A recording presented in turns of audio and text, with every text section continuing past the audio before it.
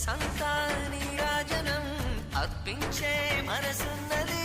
మధుర నేలు మా తెలుగు నాయకుల మధుర సాహితీ రసికతలో కట్టబొమ్మ తొడగొట్టి లేచిన తెలుగు వీరగణ చరితలలో